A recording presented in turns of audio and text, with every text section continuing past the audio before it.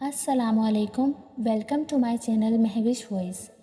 مزید video updates کے لیے مہوش وائس کو سبسکرائب کر کے بیل نوٹیفیکیشن کو آن کر لیجیے۔ اور اگر آپ لوگ اپنی زندگی کی کچھ ہارر واقعات ہم سے شیئر کرنا چاہتے ہیں تو اسکرین پر میری انسٹاگرام کی آئی ڈی آپ لوگوں کو نظر آ رہی ہوگی، تو آپ لوگ مجھے میرے انسٹاگرام پہ مجھے ڈی ایم کر سکتے ہیں اور اپنی اسٹوریز مجھے وہاں سینڈ کر سکتے ہیں۔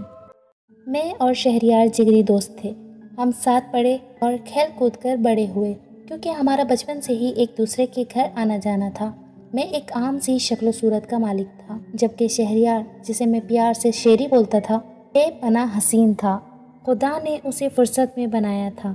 لڑکیاں تو لڑکیاں، لڑکے بھی اسے دیکھتے رہ جاتے تھے۔ وہ تھا ہی اتنا حسین و جمیل۔ یہ ان دنوں کی بات ہے جب ہم اپنی تعلیم سے فارغ ہوئے تھے۔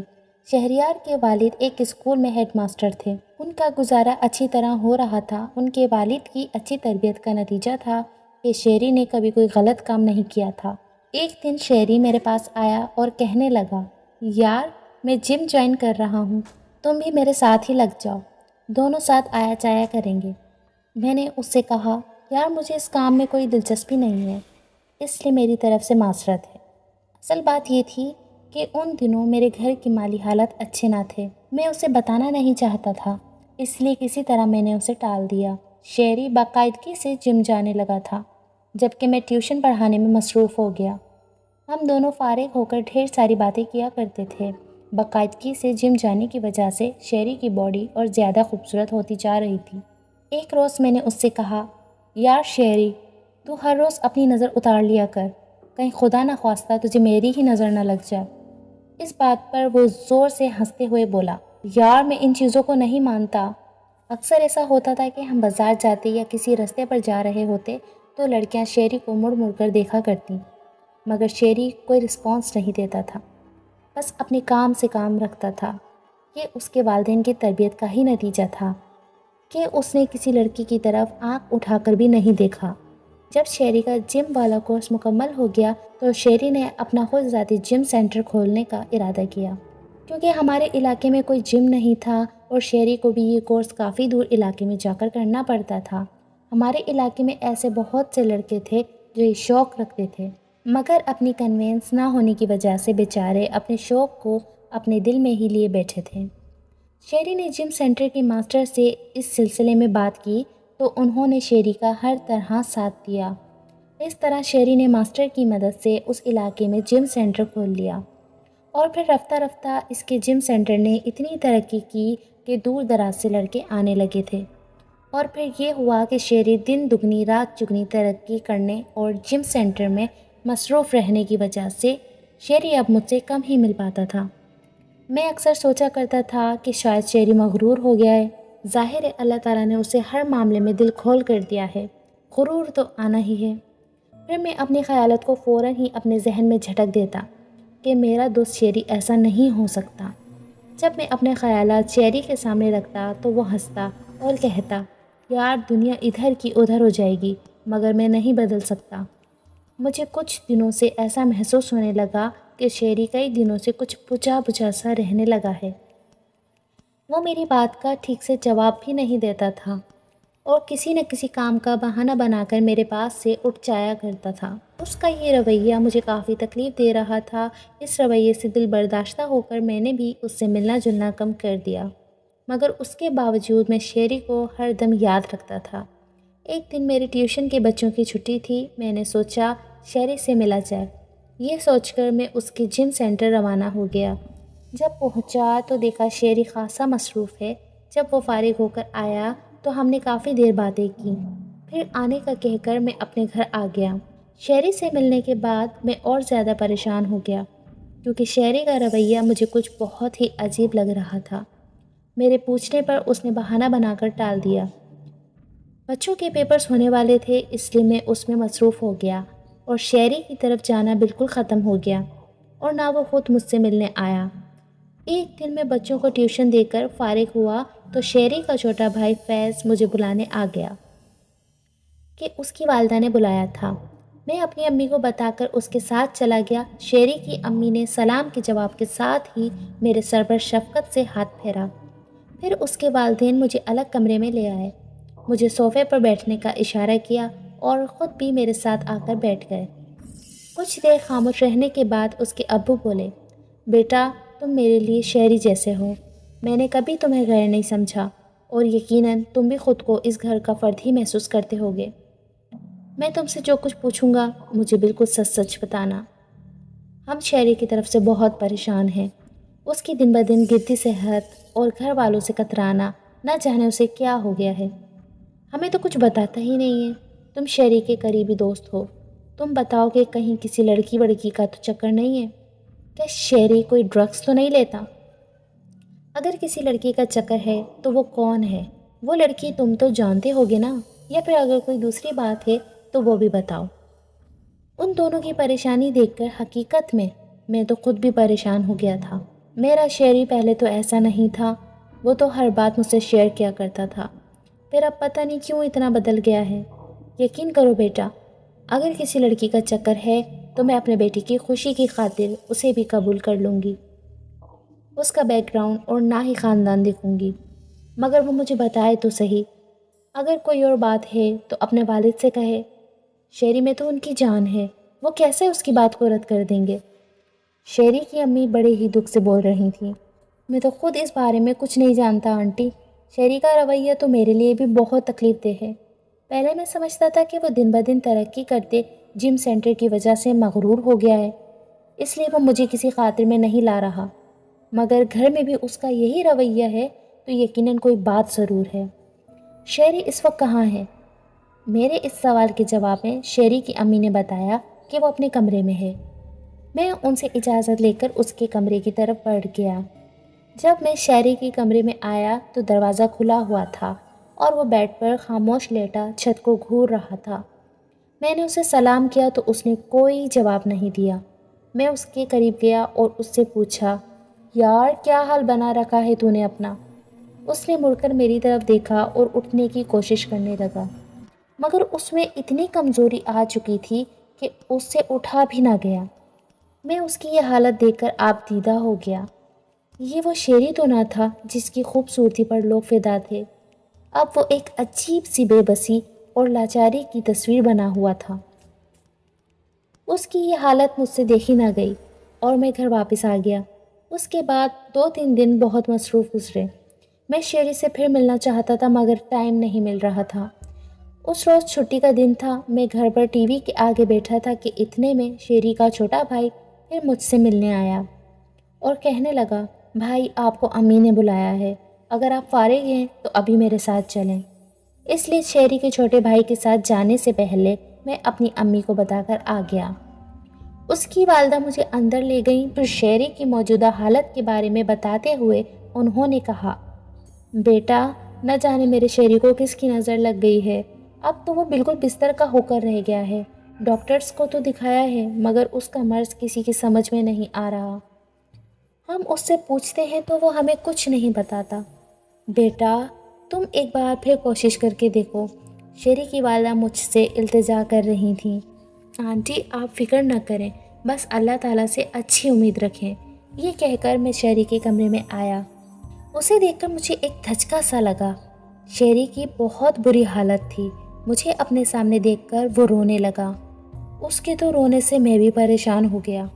میں فوراً اس کے قریب پہنچا، حوصلہ کرو اور مجھے بتاؤ یار کہ آخر یہ سب کیا ہے۔ میں تو خود ایسی زندگی سے پریشان آ چکا ہوں، بجائے اس کے کہ میں والدین کا سہارا بنوں الٹا ان پر ہی بوجھ بن گیا ہوں۔ میرا ہر کام اب بیڈ پر ہوتا ہے۔ میں تو بس یہی دعا مانگتا ہوں کہ جلد سے جلد مجھے موت آ جائے تاکہ اس اذیت بھری زندگی سے مجھے نجات ملے۔ مایوسی کی باتیں مت کر، تو میرا ہمت والا دوست ہے، تیرے منہ سے ایسی باتیں اچھی نہیں لگتی۔ یہ کہتے ہوئے میری آنکھوں سے آنسو نکل آئے۔ تو ہی بتا میں کیا کروں؟ شہرین نے پوچھا۔ تو وہ کر جو میں تجھ سے کہہ رہا ہوں۔ یار تو بتاتا کیوں نہیں ہے کہ تیرے ساتھ مسئلہ کیا ہے؟ تیری خاموشی، الجھا انداز، کچھ تو ہے جو تو ہم سب سے چھپا رہا ہے۔ دل کی بات کہہ لینے سے دل کا بوجھ ہلکا ہو جاتا ہے۔ مجھ سے شیئر کر، کیا پتہ اس میں تیری بھلائی ہو۔ یہ کہتے ہوئے میں نے محبت سے اس کا کندھا تھپتھپایا۔ کچھ دیر خاموش رہنے کے بعد شہری بہت دھیمے لہجے میں بولا، یار وعدہ کر تو کسی کو کچھ نہیں بتائے گا تبھی میں تجھے وہ کچھ بتاؤں گا جو میں نے اب تک کسی کو نہیں بتایا۔ وعدے کو چھوڑ یار، تجھے اپنے دوست پر اعتبار نہیں ہے؟ اعتبار تو ہے، مگر بات ہی ایسی ہے کہ میں بتانے کی ہمت نہیں کر پاتا۔ میں نہیں چاہتا کہ سب کچھ جان لینے کے بعد کوئی میرے بارے میں غلط رائے قائم کرے، جبکہ میرا ان سب چیزوں میں کوئی قصور نہیں ہے۔ یار اب بتا بھی دے، تو پہلیاں کیوں بجھا رہا ہے؟ شیری کچھ دیر چھت کو دیکھتا رہا، پھر بولا، جانتے ہو کہ میرے جم کی شہرت دور دور تک پھیلی ہوئی ہے۔ میرے جم سینٹر میں ہر وقت لوگوں کا آنا جانا لگا رہتا ہے۔ تو ایک دن میں جم میں لڑکوں کو ورزش کروا رہا تھا کہ میرے جم سینٹر میں 2 لمبے قد کی عورتیں داخل ہوئیں۔ انہوں نے اپنے چہرے نقاب میں ڈھانپے ہوئے تھے۔ وہ چلتے ہوئے سیدھے میرے پاس آ کر رکیں۔ ان میں سے ایک عورت نے مجھے مخاطب کرتے ہوئے پوچھا، کیسے ہو شیری؟ میں اس کے منہ سے اپنا نام سن کر حیران رہ گیا، کیونکہ وہ عورتیں ہرگز میرے خاندان یا محلے کی نہیں تھیں، اور نہ ہی میں نے کبھی انہیں دیکھا تھا۔ پھر وہ مجھے کیسے جانتی تھیں؟ میں حیرت کی تصویر بنا انہیں دیکھتا جا رہا تھا۔ آخر ہمت کر کے میں نے ان سے پوچھا کہ آپ کون ہیں؟ میں آپ کو نہیں جانتا، اور اگر آپ کو مجھ سے کوئی کام تھا تو میرے گھر آنا چاہیے تھا۔ یہ جگہ عورتوں کے لیے غیر مناسب ہے۔ ان میں ایک عورت بولی، چھوڑو جان پہچان کو، ہم تمہیں جانتے ہیں، بس یہی کافی ہے۔ اور ہاں، آج رات ہم تمہارے گھر آئیں گی، تیار رہنا۔ یہ کہہ کر وہ دونوں عورتیں واپس چلی گئیں۔ میں انہیں واپس جاتا دیکھتا رہا اور سوچتا رہا یہ کون عورتیں تھیں اور مجھے کیسے جانتی تھیں، اور مجھ سے انہیں کیا کام ہو سکتا ہے۔ کافی دیر تک سوچنے کے بعد میں نے ان کا خیال اپنے ذہن سے یہ سوچ کر جھٹک دیا کہ گھر آئیں گی تو ان سے تفصیل سے پوچھوں گا۔ جب میں جم سے گھر گیا تو ان دونوں عورتوں کا خیال میرے ذہن سے نکل چکا تھا۔ میرا روز کا معمول تھا کہ کھانے سے فارغ ہو کر اپنے کمرے میں چہل قدمی کرتا اور ٹی وی دیکھتا تھا۔ جم سے آنے کے بعد مجھے کافی تھکن ہو جایا کرتی تھی، اس لیے میں جلدی ہی سو جایا کرتا تھا۔ اس رات بھی میں گہری نیند سو رہا تھا کہ اچانک میری آنکھ نہ جانے کس احساس سے کھل گئی۔ میں نے ادھر ادھر نظریں دوڑائیں تو دیکھا وہ دونوں عورتیں میرے دائیں اور بائیں کھڑی تھیں۔ اس وقت ان کے چہرے نقاب سے آزاد تھے۔ ان کے چہرے کے خد و خال عجیب ڈراؤنے سے تھے، جنہیں دیکھ کر مجھے خوف سا محسوس ہو رہا تھا۔ خوف کی ایک وجہ یہ بھی تھی کہ دروازہ اندر سے بند تھا، پھر یہ کمرے میں کیسے داخل ہو گئی؟ جب میں نے اس بات کا اظہار ان سے کیا تو ان میں سے ایک عورت بولی، ہم کہیں بھی آ جا سکتی ہیں، ہمیں کسی کی اجازت کی ضرورت نہیں ہے تم سے ملنے کو۔ ہم نے کہا تھا نا آئیں گی، تو دیکھو ہم آ گئیں، آؤ اب دیر مت کرو۔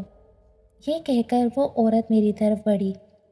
اس سے پہلے کہ میں کچھ سمجھ پاتا اس نے وہ نازیبا حرکات میرے ساتھ کرنا شروع کر دیں، جس کو بتاتے ہوئے بھی مجھے شرم آتی ہے۔ اس عورت کے بعد دوسری عورت نے بھی میرے ساتھ وہی حرکتیں کیں، اور کافی دیر تک شیطانی کھیل کھیلنے کے بعد وہ دونوں عورتیں یہ کہہ کر غائب ہو گئیں کہ کل ہم پھر سے آئیں گے، تیار رہنا۔ یہ کہہ کر وہ دونوں عورتیں میری نظروں کے سامنے سے اوجھل ہو گئیں۔ ان کے جانے کے بعد میں نے اٹھنے کی کوشش کی تو مجھے اپنے اعصاب پر کنٹرول نہیں آ رہا تھا۔ میرا سارا جسم پوری طرح لرز اور دکھ رہا تھا۔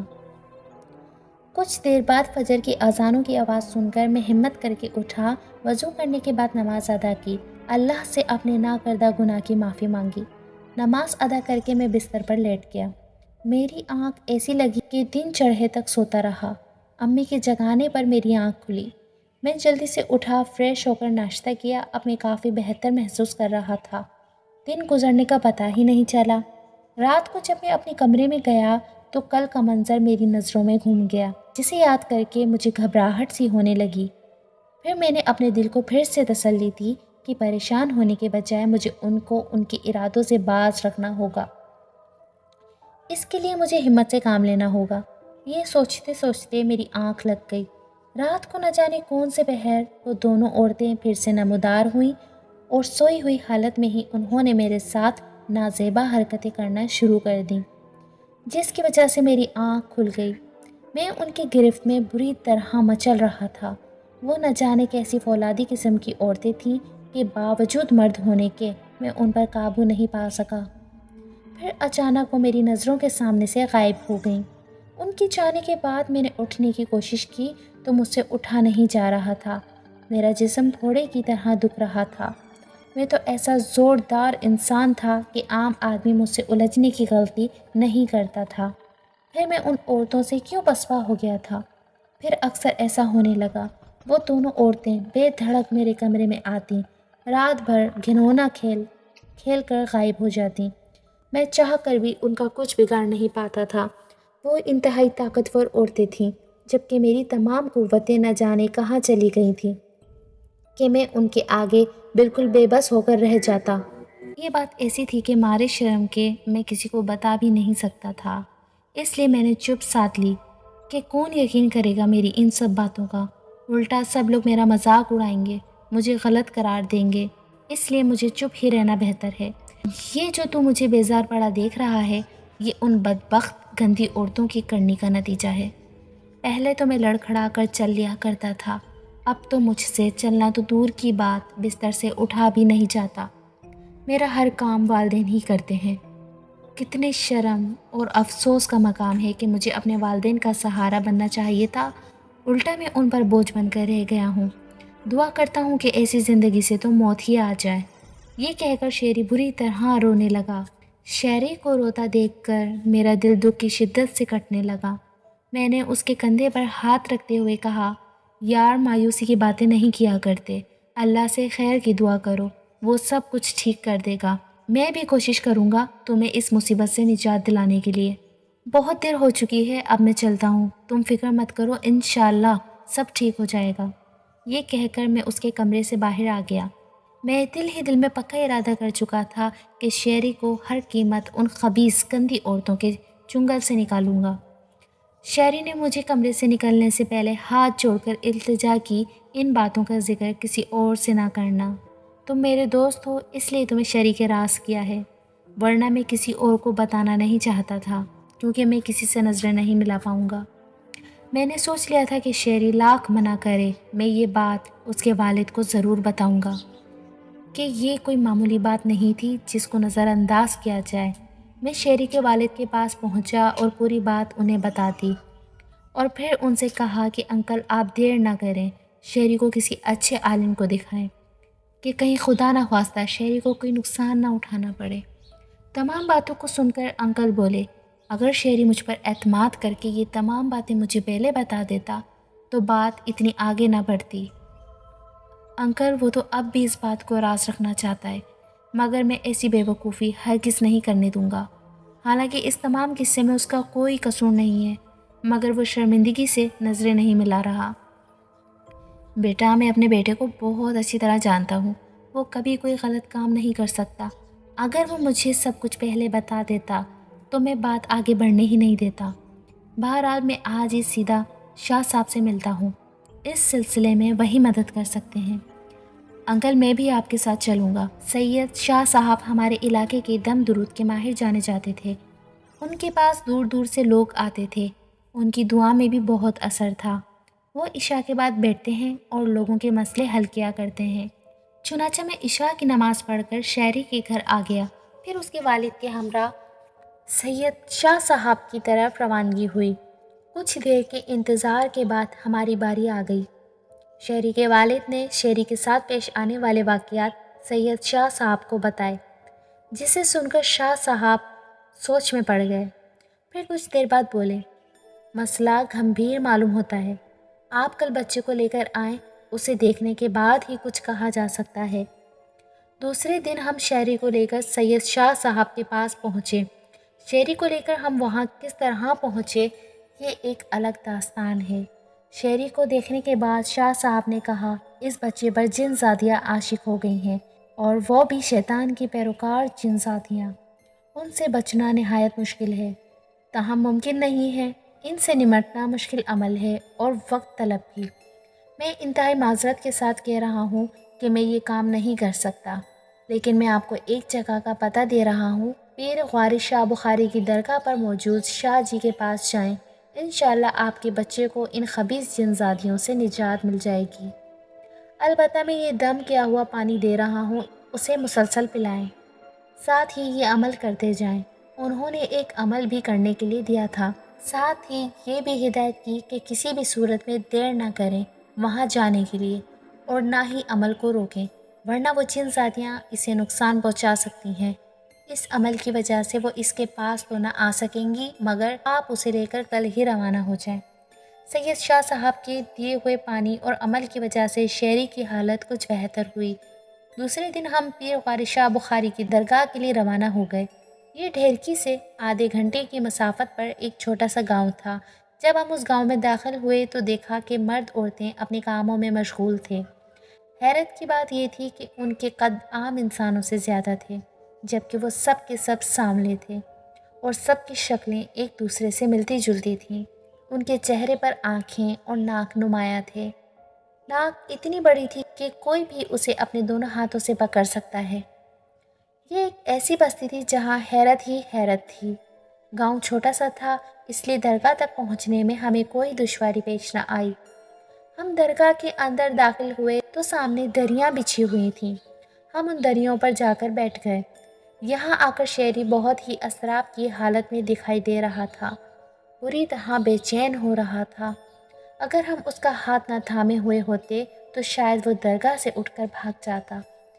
ہمارے وہاں بیٹھنے کے کچھ دیر بعد درگاہ میں ایک مرد داخل ہوا اور ہمیں کہنے لگا کہ ہم آرام سے بیٹھیں، شاہ جی ابھی تشریف لاتے ہیں۔ وہ یہ کہہ کر واپس چلا گیا۔ اس کے جانے کے کچھ ہی دیر بعد وہاں ایک عورت ہاتھ میں ایک بڑی بالٹی اور پیالہ لیے حاضر ہوئی۔ اس بالٹی میں پانی تھا۔ اس نے پانی پیالے میں انڈیلا اور باری باری ہم سب کو پانی پینے کے لیے دیا۔ ہم سب نے وہ پانی خاموشی سے پی لیا۔ ہمارے پانی پینے کے بعد وہ عورت بالٹی اور پیالہ واپس لے گئی۔ کچھ دیر کے بعد ایک روب دار شخص داخل ہوئے۔ انہیں دیکھ کر ہی ہمیں اندازہ ہو گیا کہ یقیناً یہ شاہ جی ہیں۔ پھر انہوں نے ہم سے اپنے آنے کا مقصد پوچھا۔ شہری کے والد نے مختصراً تمام قصہ کہہ سنایا۔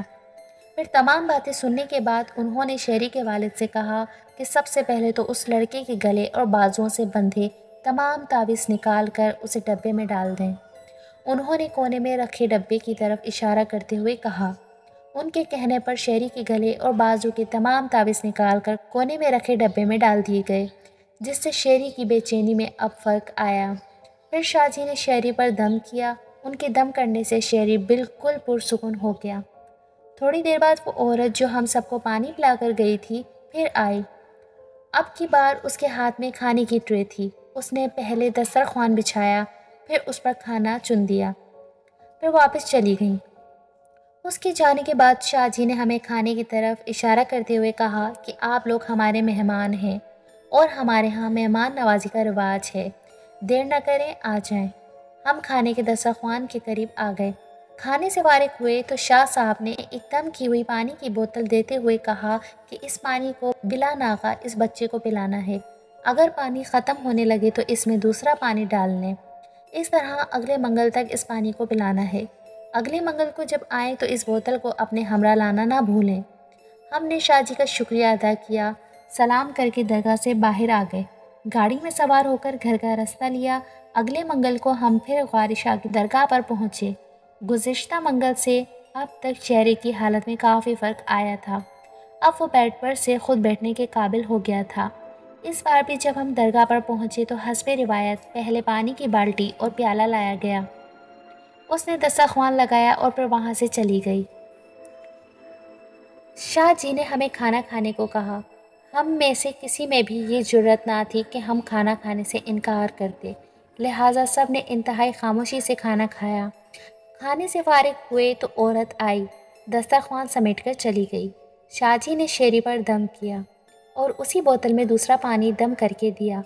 پھر کہنے لگے کہ 7 منگل تک آنا ہے، انشاءاللہ آپ کا بیٹا اللہ کے فضل سے ٹھیک ہو جائے گا۔ اگر پانی ختم ہو جائے تو دوسرا پانی ڈال لیا جائے۔ پھر ہم لوگوں نے اجازت چاہی اور گاڑی کے ذریعے گھر آ گئے۔ علاج کے دوران ایک بار بھی وہ خبیث اور گندی جنساتیاں شہری کے پاس پھر سے نہ آ سکیں، جس کی وجہ سے شہری تیزی سے بہتر ہوتا جا رہا تھا۔ اور ایک وقت آ گیا کہ شہری اپنے پیروں پر کھڑا ہو گیا، اور یہ سب اللہ کے کرم کی وجہ سے ہوا تھا۔ ہم باقاعدگی سے ہر منگل درگاہ میں جاتے، ہر بار وہی عورت سب سے پہلے پانی لاتی، پھر کچھ دیر بعد کھانا پروستی۔ اتنے دنوں سے ہم وہاں جا رہے تھے، اس دوران میں اس عورت نے کسی کی طرف آنکھ اٹھا کر نہیں دیکھا تھا، نہ ہی کسی سے مخاطب ہوئی تھی۔ بہرحال ہمیں ان سے کیا لینا دینا تھا، ہمارے لیے اتنا ہی کافی تھا کہ وہ ہمارے کام آ رہی تھی۔ بالآخر 7واں منگل آ پہنچا، شیری بالکل ٹھیک ہو چکا تھا۔ ہم شیری کو لے کر درگاہ پہنچے۔ حسب معمول پہلے ہمارا پانی اور پھر کھانے سے تواضع کی گئی۔ کچھ دیر بعد شاہ جی کی آمد ہوئی، انہوں نے شیری پر دم کیا، پھر دم کی ہوئی پانی کی بوتل دیتے ہوئے کہا، آپ کا بیٹا اللہ کے فضل و کرم سے ٹھیک ہو گیا ہے، اب دونوں خبیث شیطان جن ذاتیاں کبھی اسے تنگ نہیں کریں گی، لیکن اب آپ کو ایک کام کرنا ہوگا کہ یہ لڑکا جو جم سینٹر چلاتا ہے، وہ جم سینٹر اس کو چھوڑنا پڑے گا۔ آپ لوگوں کے ذہنوں میں اب یہ سوال اٹھیں گے کہ شیری کی طبیعت کا اس جم سینٹر سے کیا تعلق ہے۔ میں مختصراً آپ کو بتاتا ہوں کہ اس جم سینٹر سے پہلے وہاں جو گھر تھا وہ جنات کے قبضے میں تھا۔ حالانکہ آپ لوگوں نے اجازت سے اس جم سینٹر کی تعمیر کرائی تھی، مگر جو وہ جنات تھے اس جگہ کو چھوڑ کر جانے کے لیے تیار نہیں تھے، اس لیے نتیجہ آپ لوگوں کے سامنے ہے۔ بہرحال جو ہوا اس قصے کو چھوڑیں، اللہ کا شکر ادا کریں کہ آپ کا بیٹا اور خبیثوں کے چنگل سے آزاد ہو چکا ہے۔ وہ کبھی پھر اس کو ستانے کی جرت نہیں کریں گی۔ اب یہ لڑکا اس جم سینٹر کی طرف کبھی بھول کر بھی رخ نہ کرے، یہی اس کے حق میں بہتر ہوگا۔ ہم نے ان سے اجازت چاہی تو وہ کہنے لگے، آپ کے بیٹے کو مزید علاج کی ضرورت نہیں ہے، اس لیے اب آپ نے یہاں نہیں آنا۔ بہت کوئی ضروری کام ہوا تو آیا جا سکتا ہے، ورنہ یہاں کا دوبارہ رخ نہ کرنا۔